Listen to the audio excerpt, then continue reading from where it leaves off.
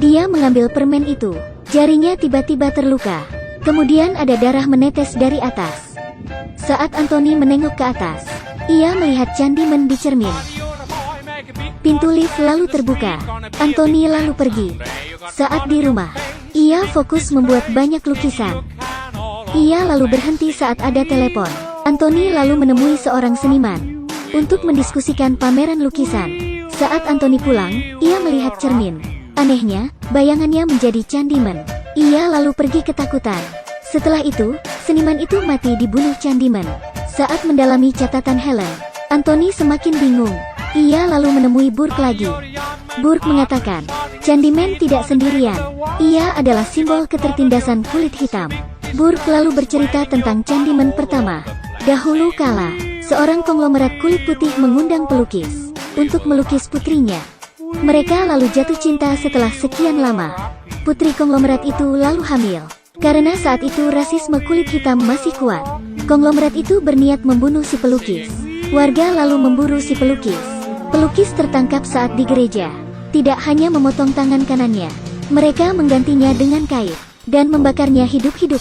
Pelukis itu mati membawa dendam. Jiwanya lalu bergentayangan dan merasuki seorang kulit hitam untuk menuntaskan dendamnya. Ternyata Burke menyaksikan kejadian itu saat Sherman dibunuh para polisi. Sejak itu dia membenci orang kulit putih dan menjadi pengikut Candyman.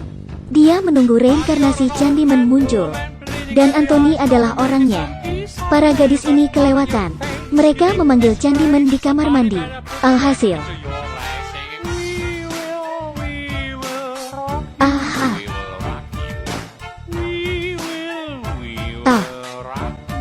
semua itu berawal dari Anthony yang memanggil Candyman. Lalu, karena obsesinya, gambar Candyman muncul di kepalanya. Ia lalu memproyeksikan gambar itu lewat lukisan. Lalu, luka di lengannya menyebar ke seluruh tubuh. Ia lalu dirawat di rumah sakit. Tragedi kamar mandi lalu disiarkan. Anthony yakin itu salah korbannya. Namun ia penasaran. Ia lalu pergi ke rumah ibunya. Saat ibunya melihat kondisi Anthony, ia lalu bercerita. Ternyata Anthony diculik oleh Helen. Namun, bukan atas kehendaknya. Saat itu Helen dirasuki Candyman. Anthony lalu terpilih sebagai penerus Candyman.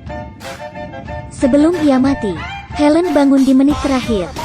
Dia mengembalikan Anthony ke ibunya karena tak mau dirasuki. Ia memilih mati dengan terjun ke kobaran api.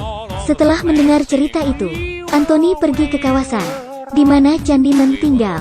Pada saat yang sama, Brianna datang ke Binatu Burke. Ia lalu menemukan topi Anthony. Setelah berusaha mencari Anthony, ia pergi. Tapi ternyata pintunya terkunci.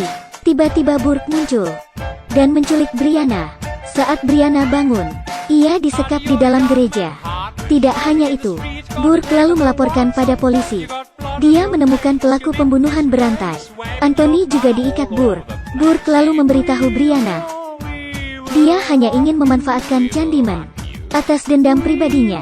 Setelah itu, ia memotong lengan Anthony dan memasang kait. Untungnya, Brianna berhasil melarikan diri karena Burke ingin memfitnah Brianna sebagai pembunuh berantai. Ia mengejar Brianna sampai dapat, tapi Burke dibunuh oleh Brianna. Setelah Anthony sadar, Brianna memeganginya. Namun, Anthony tewas kehabisan darah. Polisi lalu tiba. Sebelum Brianna menjelaskan, polisi melepas tembakan. Sejarah terulang lagi. Anthony mati mengenaskan, dan Brianna ditetapkan sebagai tersangka. Polisi memaksa Brianna membuat pernyataan palsu agar kasusnya cepat selesai. Kalau tidak, dia akan dihukum berat. Brianna lalu meminta satu permintaan. Bisakah saya bercermin sebentar? Lalu, Candyman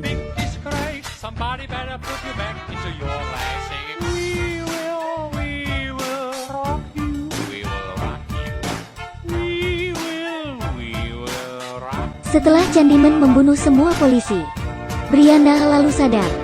Candyman lalu menghampirinya. Urban legend itu muncul. Setelah sekian lama menghilang, ia menginginkan balas dendam yang diakibatkan oleh segregasi kulit putih. Jika saja tidak ada rasisme, mungkin Candyman tak akan pernah ada. Maka dari itu, kita tidak boleh rasis dan saling menghormati antar ras. Sekian video kali ini. Jangan lupa like, follow dan share. Sampai jumpa di video selanjutnya.